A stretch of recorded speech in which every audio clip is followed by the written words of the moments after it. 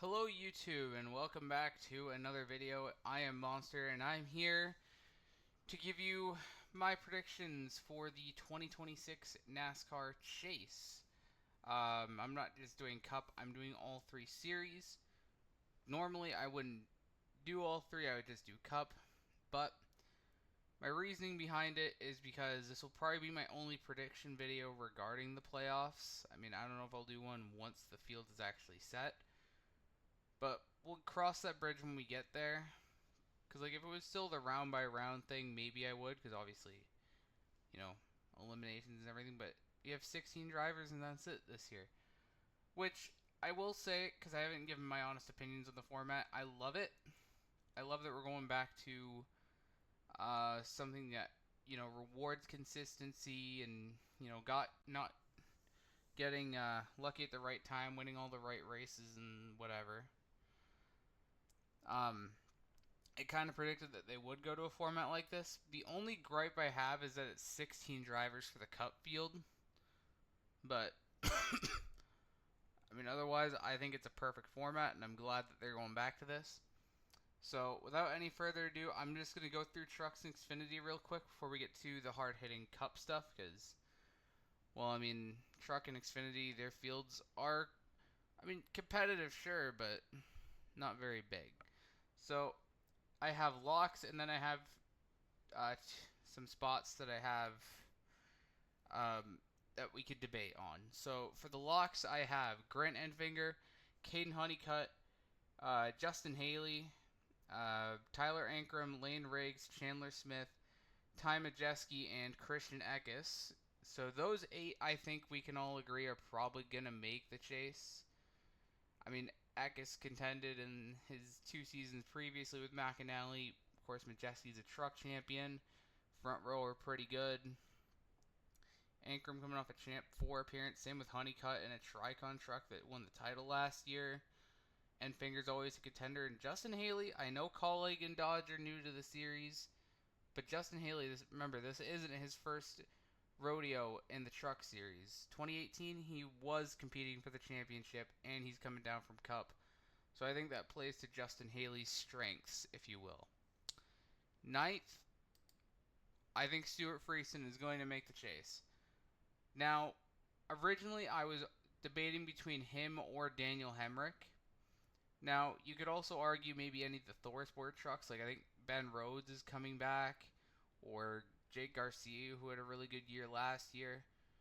But I think Stuart Friesen's redemption arc is going to come full circle here. Remember, he won that Michigan race last year?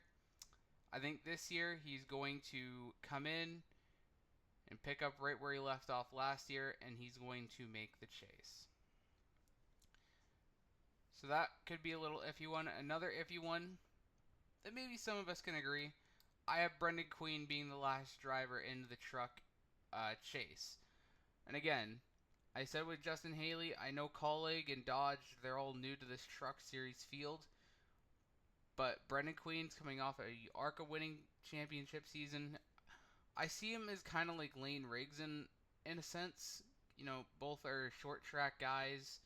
Of course, Lane struggled in his first year in trucks until the second half where he started winning all those races, but he missed the chase and whatever. I think Brendan Queen is going to make it, though. And I think him and Justin Haley are both going to represent Colleague really well here in their first year in trucks. So there's my 10 drivers in the truck series field. I think the first 8 we can all agree are probably locks. These other 2 you can debate me on. Like I said, Thor Sport still has some good drivers. McAnally's got Hemrick. If anyone has Chris Wright making the chase, you need to get checked out immediately. But yeah, that's my truck series field.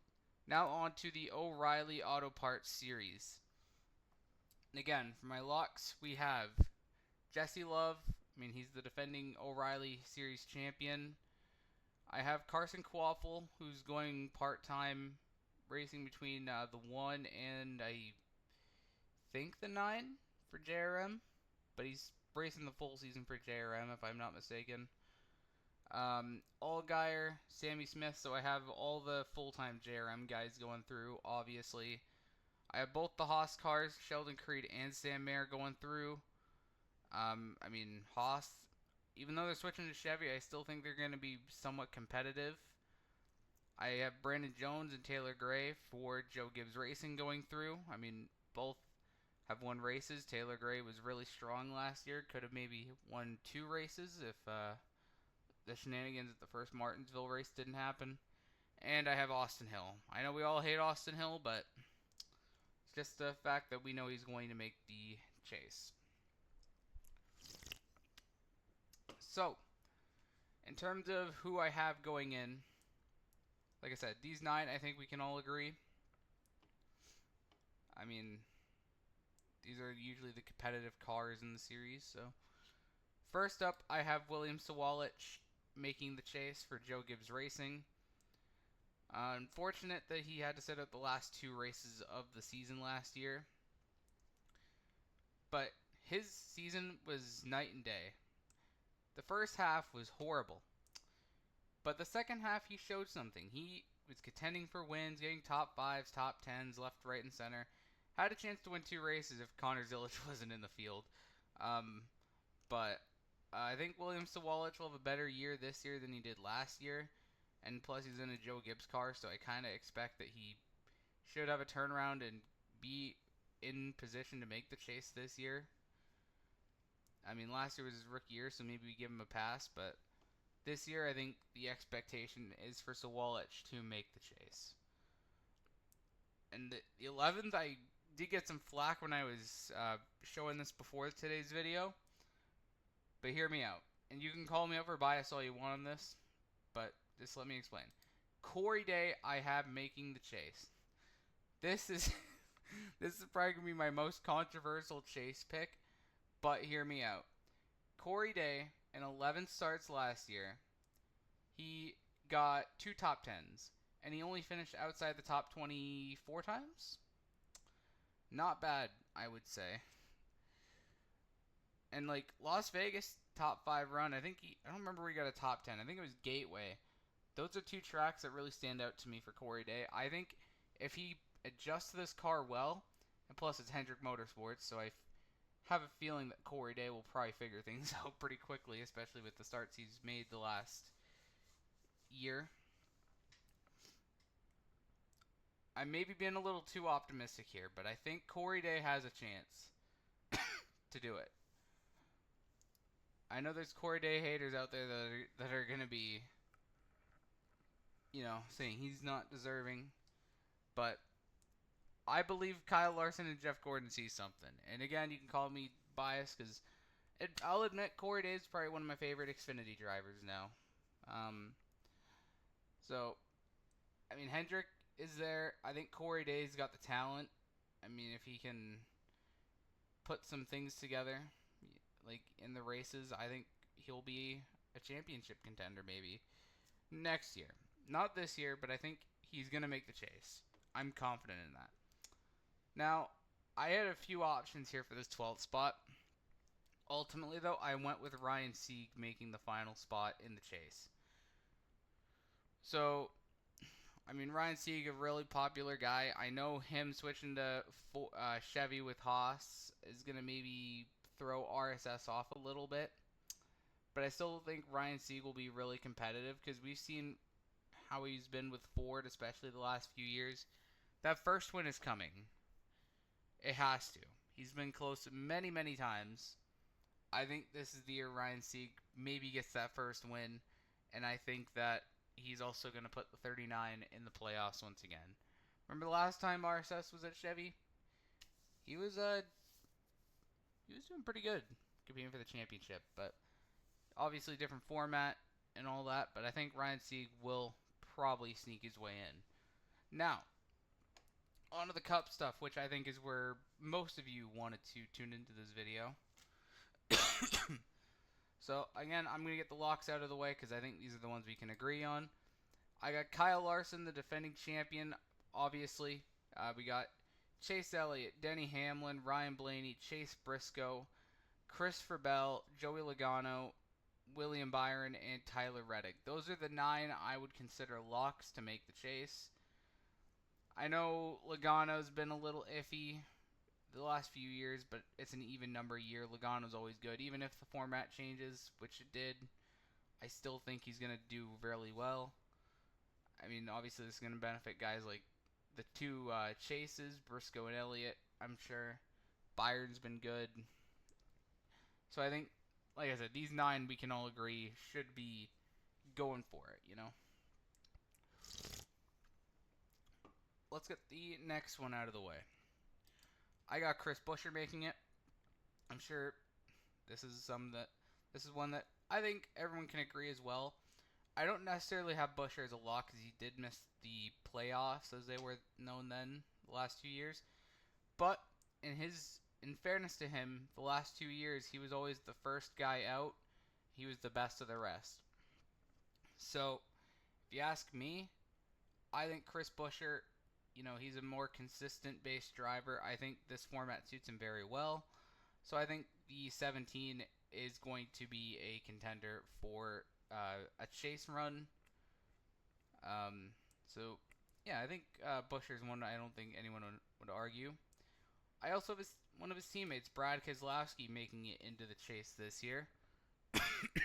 My reason behind that is because I think last year was an outlier. We've seen what Brad can do in 2023, 2024. When he won that race, he made the playoffs that one year on consistency. I think just last year with, RFK moving some things around for that third team, it was just kind of an outlier year. I think RFK, especially Brad, will come back stronger this year. Obviously, he's missing out on the Clash due to an injury, but I think the 6 will fire off strong when Brad comes back. And remember, Brad was one of the champions under this format, so I think if, consistency can find its way back to the 6, I think Brad will make it here, which I believe he will. 12, I have Ross Chastain. Now, looking at the stats, because I did have a few drivers, which I'll get to later, I'd never realized how consistent Ross Chastain really was. Ross Chastain usually about, 10th to 14th in points. Usually runs pretty good in the regular season. He's the shining light for Trackhouse Racing, even though they're clearly on the decline. So I think for that alone, I think Ross, for me, is one of the, I wouldn't say locks, but one of the guys that I would consider maybe a dark horse to make it. I think he is definitely capable of it. I know I'm going around in circles, but Ross also does win every year, so I'm not worried about that in the slightest for Ross Chastain. I think he'll put Trackhouse in the playoffs once again. Or, no, not the playoffs. The Chase. The Chase. I gotta get used to saying that. 13th, I have Bubba Wallace. Bubba Wallace last year had a breakout year, winning the Brickyard 400. Looked like a serious contender. Need I say any more? And I think he's usually one of those top 16 guys in the points. When the playoffs aren't a huge talking point. So I think Bubba will be just fine under this points change. In many ways, I look at maybe Ross and Bubba as kind of like the same. They're just consistent. Win or not, I think both these guys are going to make it in. 14th, I have Ryan Preece. So I have all 3 RFK racing cars making the chase. My reasoning for Ryan Preece, because I know a lot of people probably aren't going to pick Ryan Preece. He had a really good year last year with RFK. His first year with the team, he finished 18th in points, just behind his teammate Chris Buescher and ahead of Brad Keselowski. Almost won a race at Las Vegas. Ryan Preece showed some serious pace last year. And I think year 2, I think RFK, like I said before, are going to have things figured out. I think Ryan Preece especially is going to fire off strong. RFK usually does, and obviously the plate tracks are where they shine best at if they're not Team Penske. And obviously, I think Ryan Preece especially in the short tracks, is going to be one to watch for. Maybe he didn't show it that much last year, but I definitely believe Ryan Preece will be one of those guys to maybe break through and win their first race this year, as well as make the chase. I don't think he's going to be a top 10 points finisher, but I think him just making the chase would be cool. I'm just picking him based on how eye-opening his performance was last year. So I'm hoping Ryan doesn't let me down. Because I have all three of those guys making it. And 15th, we're going to keep getting controversial. I have Kyle Busch sneaking into the chase. Kyle Busch, he's usually around the top 16. Whether it's below it or somewhere above it, I think Kyle Busch is going to drag RCR into the chase. Now, I know the last 2 years have been a winless, depressing time period to be a Kyle Busch fan. But I have a small feeling that RCR is going to try and give Kyle Busch the best equipment possible. Because remember, Kyle Busch is in a contract year with RCR. And I think if RCR does not give Kyle Busch good race cars, he's out the door. He actually may even be out the door even when the chase happens, and if he does somehow manage to make it. Because RCR the last 2 years for Kyle Busch has been a nightmare. It's been really weird not seeing Kyle Busch win any races. Like 2023, he won 3 races. Looked like a threat. But ever since, he's been very quiet. And he's still been winning truck races. Which, well, we know he could still wheel a vehicle. It's just RCR is not giving him the stuff. So I think RCR is going to try and give Kyle Busch the best cars possible. And I think he's going to drag that 8 car back into the chase. It's probably going to age really, really poorly, but it is what it is. I think he does make it, though. Now, my final chase spot. Before I give that driver, I will name some honorable mentions. Austin Cindric for Team Penske. I do not think he makes the chase. He's been far off compared to what Blaney and Logano usually do.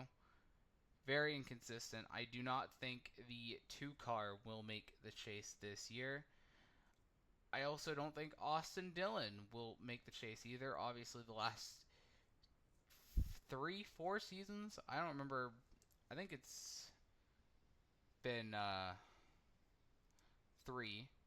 He's been very, very mediocre outside of Richmond. So I do not have the 3 making it in. Neither do I have all the front row drivers, though I think Noah Gragson will have a turnaround compared to last year. Todd Gilliland will step it up this year, and Zane Smith is going to keep doing Zane Smith things. I don't think any front row driver makes it in this year. I do not have any Spire drivers. I would have loved to have put Carson Hosfar, even Michael McDowell in here. I don't think Daniel Suarez is really going to move the needle. Unfortunately, I'm sorry, Suarez fans. Maybe he'll prove me wrong, but I just don't think Spire will compete with some of these teams you see here. Colleague, I did maybe consider AJ Allmendinger, but other than that, I don't think Colleague's going to do a whole lot this year. They're probably in a lame duck year if they do end up going to Dodge and Cup next year. You'd be maybe surprised to know that I do not have Alex Bowman or Ty Gibbs on this list. And honestly, I'm going to explain why. I think with the loss of Chris Gabehart over the offseason, I think that may affect Joe Gibbs. Not a whole lot, but maybe a little bit. I don't know if that's going to affect Ty Gibbs. Obviously, the crew chief, I didn't look like they clicked last year. I don't know how it's going to go this year.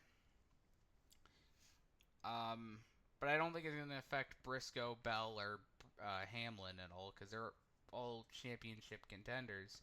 Ty Gibbs is yet to even win a race, so I'm a little worried for Ty Gibbs. So I'm going to say that I don't think the 54 makes it. As for Alex Bowman, I originally had him in, but I'm a little concerned for the 48 because the way I see it is a make or break year for Alex Bowman. If he somehow does not make the chase, we might be looking at him getting out of the 48 and somebody else going in. Now, even though I originally had Bowman in and I took him out, I still think there's a good chance he makes it. I mean, it's a Hendrick Motorsports car. If Bowman doesn't make it, I'd consider this a failure of a season for him, considering the field size is 16. So there's still a good chance he does make it, but I'm not going to get my hopes up on it because he's usually a hit or miss driver. As for the other playoff team, I think the only one I'm missing is Josh Berry. I don't think Josh Berry's going to have much of a better season than last year. Maybe he will slightly, but I don't think it's going to be enough for a top 16 points finish. The last driver I have in is Shane Van Gisbergen, which, like some of these other ones, Priest and Bush especially, it may be controversial, but hear me out. SVG last year, 5 wins. The only reason he even made the playoffs.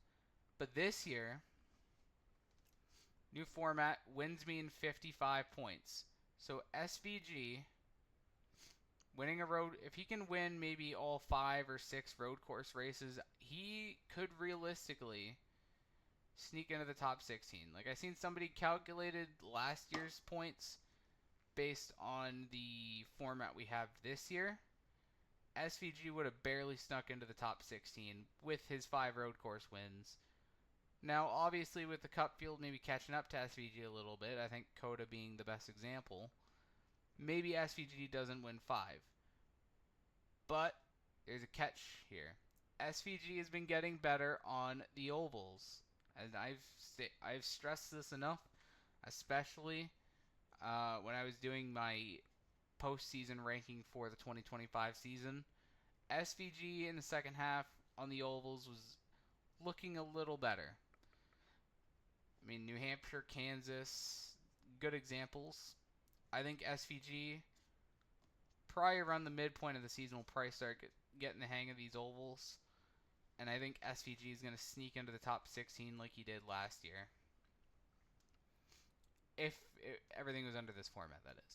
So, there you go. That is my top 16 for Cup, top 12 for O'Reilly, and top 10 for Trucks. Maybe controversial, but let me know down below, guys. What do you think of my predictions for each series? Who do you think makes it in? Who do you think maybe wins the championship? And, well, I never put anything out, but I also want to hear what you guys think of the new chase format. Personally, like I said at the start, I am a fan of it. The only problem I have, especially for Cup, is the field size. But other than that, I think everything is a-okay in my book. At least we're going to have legitimate champions crowned in this format. Hopefully. If there's no chicanery going on. But anyway, that's enough of me. Hope you all have a good rest of your day, and until the next one, I will see you next time. See ya.